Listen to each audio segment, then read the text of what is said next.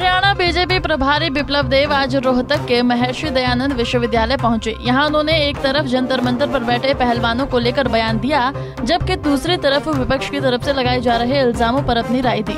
BJP प्रभारी बिप्लब देव ने कांग्रेस द्वारा हरियाणा में बढ़ती बेरोजगारी व क्राइम की रिपोर्ट में किए गए आंकड़ों को लेकर भी प्रतिक्रिया दी। उन्होंने कहा कि सीएमआई ने गलत आंकड़े पेश किए हैं, प्रदेश में कोई बेरोजगारी नहीं बढ़ी है। बिप्लब देव ने कहा है कि चाइना की कंपनी द्वारा जारी किए गए आंकड़ों में कोई सच्चाई नहीं है। प्रदेश में लगातार तरक्की हो रही है और नौकरियां निष्पक्ष और योग्यता के आधार पर दी जा रही हैं। ये तथ्य आपको किसने दिया? अब मुझे जरा बताइए। सरकारी आंकड़े हैं।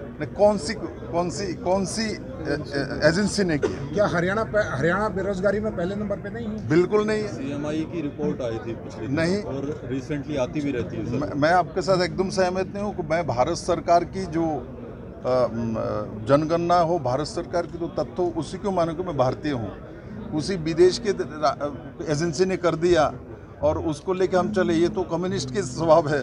वो चाइना ने कुछ एजेंसी ने बना दिया, उसी को लेकर भारत में चला देते थे।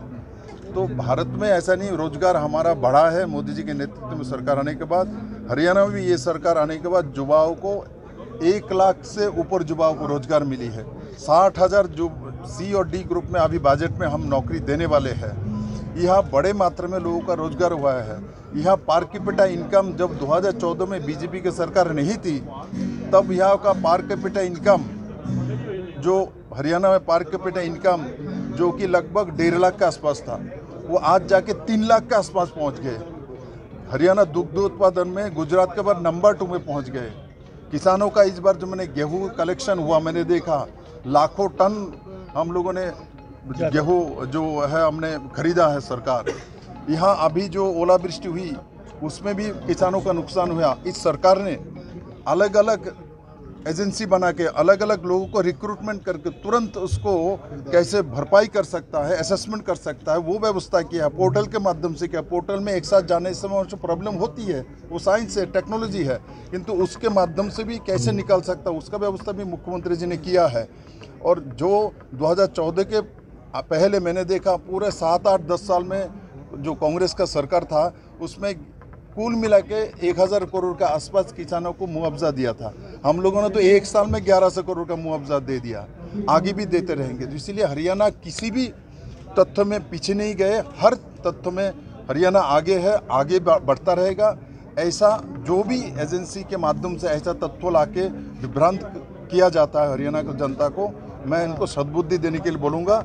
हरियाणा को किसी भी हालत में पीछे मैं मानता नहीं। मैं आज हरियाणा के प्रभारी हूँ, मैं उत्तर पूर्वांचल से आता हूँ, किंतु मेरे हरियाणा, मेरा सरकार है इसलिए नहीं बोल रहा हूँ। मैं हरियाणा के, आप लोग हरियाणा प्रदेश के जन्मे हैं, मैं आप लोगों से गर्व करता हूँ। जो आप लोग मेहनती हैं, मेहनत करके अपने आप अपना इनकम बढ़ाते हैं। आज सरकार का काम प्रशासन को सिक्योरिटी देने का काम वो अच्छे तरीके से हमारे मुख्यमंत्री जी दे रहे हैं। और मेरा मानना है हरियाणा आगे का प्रदेश रहे है, रोजगार का प्रदेश रहे है। और रोजगार देने वाले प्रदेश, आपके पास गुड़गांव है, आपके पास सोनीपत है, पानीपत है, आपके पास फरीदाबाद है, वहाँ तो लाखों लोग दूसरे राज्य से आके रोजगार लेता है, तो वो प्रदेश है।